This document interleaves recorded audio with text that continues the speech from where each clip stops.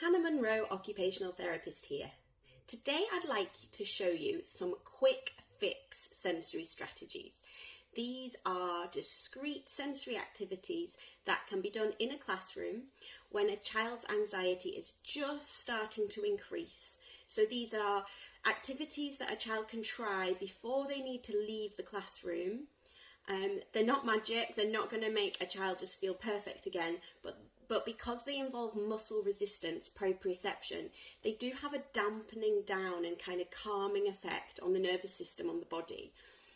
So it's definitely worth your child giving them a try a few times and seeing if they help.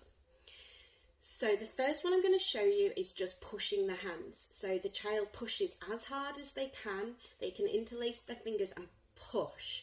And hopefully you can see how this could be done quite discreetly under a desk, and the child just pushes as hard as they can.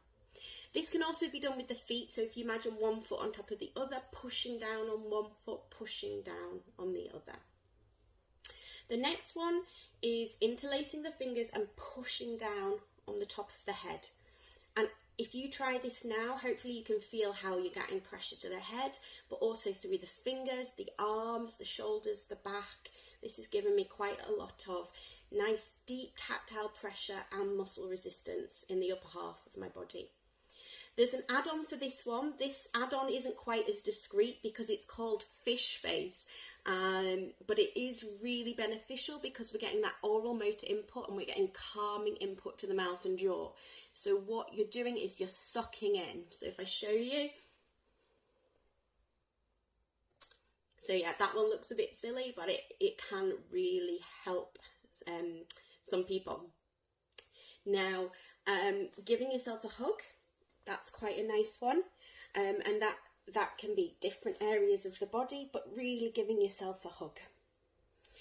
If you have something to pull, then like the arm of a jumper, or a tea towel, but I mean in class it's more like to be your jumper.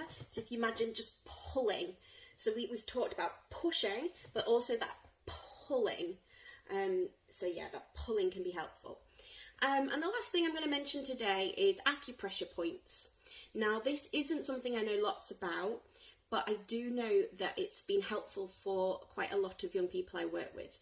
So there's some key pressure points. So there's one here that you can massage. There's one here, this fleshy part in between the thumb and the first finger. And there's another pressure point here. So what I suggest is if they feel helpful to your child, then acupressure points is something you could look into further. Hope that's helpful. Bye for now.